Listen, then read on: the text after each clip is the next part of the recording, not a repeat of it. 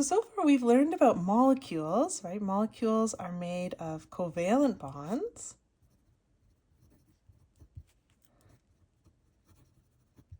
And we've learned about ionic compounds.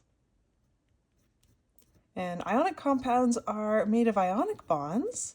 So that's ions that are held together. So ions held together by ionic bonds. But in this video, we're actually going to see how those two things can work together here. Our molecules and our ionic compounds can actually work together, and we do that with something called polyatomic ions. So polyatomic ions are held together with covalent bonds, just like a molecule, but they have a charge, and because they have a charge, that makes them act like an ion, and they can be part of an ionic compound. So that makes a little more sense with an example. So let's try one. So carbonate is CO3. And it's got a 2- charge. That's the ion part. But let's start with the CO3. Let's try and make a covalently bonded molecule with 1 carbon and 3 oxygens. So let's think about what that is. Carbon would come with 1, 2, 3, 4 valence electrons, right? Because here's carbon. It's in group 14. So it's got 4 valence electrons, and then you have 3 oxygens. So I'll just draw each of them on the side here. So we'd have 1 oxygen brings 1, 2, 3, 4, 5, 6 valence electrons, and we'll have 3 of those. So 1, 2, 3, 4, 5, 6, 1, 2, 3, 4, 5, 6. We have to combine these somehow into our covalently bonded compound, right? These are all nonmetals. Carbons and oxygens are nonmetals. So they're going to covalently bond to each other with some shared pairs. So let's try something here. So what if we have our carbon? What if it does a double bond to one of these oxygens? So here's an oxygen, and it brings it 6 valence electrons, right? Oxygen is in group 16 here, so it has 6 valence electrons. So this oxygen now would be totally happy, right? There's a shared pair, there's 1, 2, 3, 4, 5, 6, 7, 8 valence electrons around oxygen. It would be stable. Now let's finish drawing our carbon. We've drawn 2 valence electrons around it already, so there's 2 more. So carbon brings a total of 4 valence electrons. And then let's bring in our other oxygens, right? We have to have 3 oxygens, CO3 here, so we'll bring in the other 2. Here's one. It brings 1, 2, 3, 4, 5, 6 valence electrons. It's got a shared pair there with the carbon. Now we bring in our other oxygen. It has 1, 2, 3, 4, 5, 6 valence electrons. It's got a shared pair with that carbon. So now if I look at my carbon, it has 1, 2, 3, 4, 5, 6, 7, 8 valence electrons. Carbon is happy. I'll draw a little smile inside the carbon because he's happy. This oxygen over here, we've already confirmed is happy. It's got 8 valence electrons, so it's stable. But what about our other 2 oxygens? Other 2 oxygens, this one has 1, 2, 3, 4, 5, 6, 7 valence electrons. It's so close, but this electron over here is unpaired. Same problem here, 1, 2, 3, 4, 5, 6, 7 valence electrons. So those 2 oxygens need 1 more electron. That's where the charge comes in, so the 2 negative charge. A free electron joins right here, and a free electron pairs up right there with that oxygen. So that brings in 2 extra electrons that this carbonate molecule needs to give it that 2 negative charge and to make the valence shells of those oxygens now 8 valence electrons. So with a full valence shell, those oxygens are now stable. You can give them a little smiley face. And we've made carbonate. But it's an ion, right? So because it has a -2 charge, it can bond with someone else, right? So it actually would have gotten those electrons maybe from a cation that donated them, and now it's going to form an ionic bond with the positively charged cation. Let's just draw this out with a line diagram because it's going to be a little easier to see. I'll use darker color. So there's carbon. It double bonded to this oxygen, right? There's 2 shared pairs. There's a lone pair of electrons, a lone pair of electrons. Then there's a single bond to this oxygen. it has a lone pair, lone pair, lone pair, and one of those electrons was a bonus that we got donated here that's going to give it a -2 charge. And here is our lone pair, lone pair, and lone pair. Overall, this whole thing has a 2 negative charge. So I can draw that negative charge here just like I would in a ionic compound drawing. So that is what one example of a polyatomic ion. It's when you have all these covalently bonded nonmetals here, but it gets a charge and that lets it participate in an ionic bond. Let's look at another really interesting polyatomic ion. That's ammonium. You've maybe seen ammonia before. Let me draw ammonia for you. Ammonia is a nitrogen. Nitrogen has 1, 2, 3, 4, 5 valence electrons because nitrogen is in group 15. I'll show you where. Here's nitrogen over here. But if we bring in some hydrogens, if we brought in 3 hydrogens, then I'd have 1 hydrogen who would bond here, covalent bond, 1 hydrogen would bond here, covalent bond, and 1 would bond here.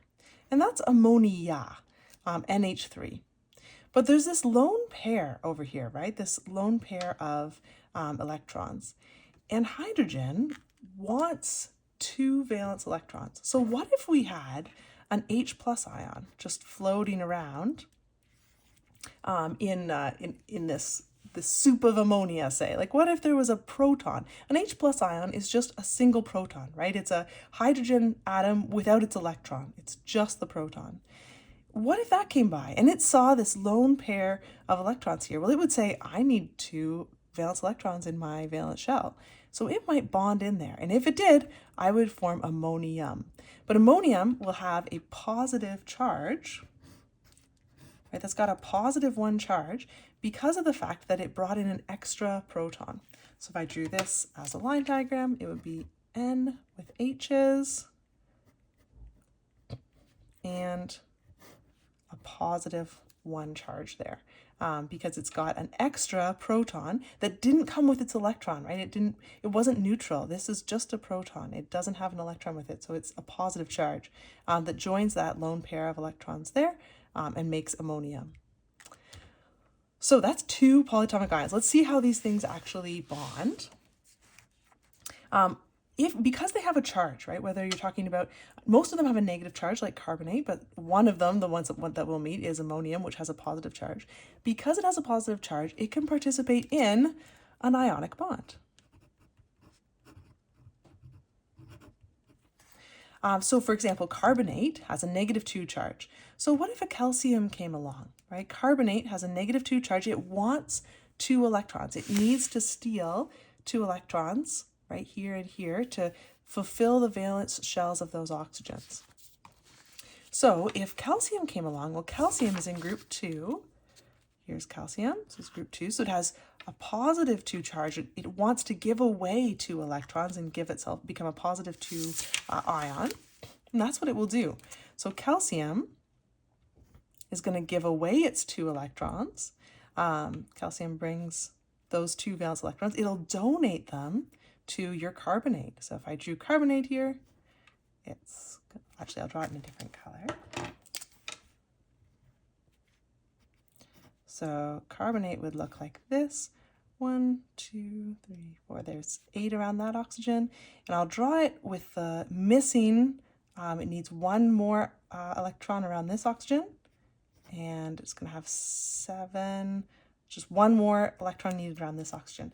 These electrons from the calcium are going to go over and fill those spots like that. So that means that your carbonate now is going to have a -2 charge. The calcium will have a +2 charge, and it will look like this. You'll have calcium with a +2, and you'll have carbonate with a -2 charge. It's going to make a calcium bonded to a carbonate. And the way we write that is like this. Calcium, carbonate. So 1 calcium for every 1 carbonate here. Oh, sorry, I gotta put that in the center of the frame.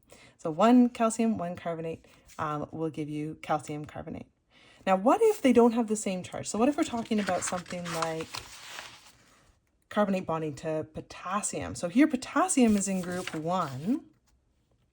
There's potassium, group 1. So it has 1 valence electron. So potassium is going to have a positive 1 charge. And carbonate needs a negative 2 charge. So what will happen here is I'm going to need 2 potassiums to each donate their electrons to the 1 carbonate to give it that negative 2 charge. And that will form potassium carbonate. But notice that there's going to be 2 potassiums for my 1 carbonate. And if you remember the little trick that we use to figure out how many of each thing we have in an ionic compound, it still applies with polyatomic ions. So you can write down your potassium charge of positive 1, your carbonate charge of negative 2, and swap those to figure out how many of each you have. The negative 2 charge on the carbonate tells me I'll have 2 potassiums.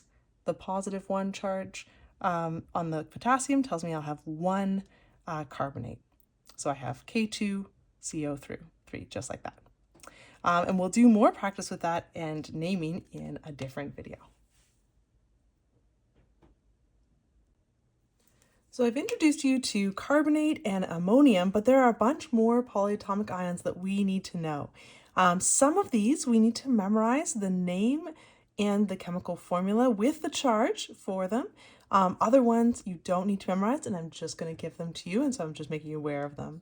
So the ones you need to know, you might want to grab a highlighter so that you can highlight these in your notes too. You're going to need to know carbonate, which is CO3 with a 2 negative charge. We just did that one. You'll also need to know nitrate, which is NO3 with a 1 negative charge. Notice nitrite, NO2 with a negative 1 charge. So very similar to nitrate, right? But just 1 fewer oxygen. Then we have sulfate with a 2 negative charge, SO4. Sulfite has 1 fewer oxygen. So the same idea as nitrate, nitrite, sulfate, sulfite. The ite has a fewer oxygen, so from SO4 to SO3, but it keeps the same 2 negative charge. There's phosphate, PO4 with a 3 negative charge, and phosphite, PO3 with a 3 negative charge. We also need to know chlorate, which is ClO3 with a negative 1 charge, and chlorite, which is Cl, or chlorine, with 2 oxygens and a negative 1 charge. There's a few more of these here. So chlorate, you can go up 1 more oxygen if you go to perchlorate. So that's ClO4 with a 1 negative charge. And chlorite, we can go down 1 fewer oxygen. So instead of chlorine with 2 oxygens, we can do a chlorine with 1 oxygen and a 1 negative charge if we do hypochlorite. So notice the similar names is all based in chlorine. Another one we need to know is ammonium. So like ammonia is NH3, ammonium has that bonus proton. So it's the only one we need to know that has a positive charge. We're also going to use a lot of hydroxide compounds in this course. So hydroxide is OH with a negative 1 charge. These ones are interesting, but you don't need to memorize them. So permanganate is MnO4 with a negative 1 charge. There's thiosulfate. This one has 2 names, hydrogen carbonate, but you might see it more commonly as bicarbonate. I have some of it with me right here. So baking soda is actually sodium bicarbonate. So a sodium bonded to an HCO3 with a negative 1 charge. You don't need to memorize that one though, so I'm not highlighting it. There's oxalate, C2O4 with a 2 negative charge, thiocyanate, cyanide, chromate, dichromate. There's one more you need to memorize, which is acetate. There's 2 different ways to write it. Notice they have the same number of each element regardless of how you write it. So this one's easier to memorize though because it's kind of like cha-choo. So 1 carbon and then 3 hydrogens and then another carbon. So there's 2 carbons altogether. And then 2 oxygens, and we can write them OO. It's just a nicer, this way sort of represents the actual structure in space. And I find it easier to remember. So cha-choo with a negative 1 charge, that's acetate. So those are all the polyatomic ions that we need to memorize, are the highlighted ones here.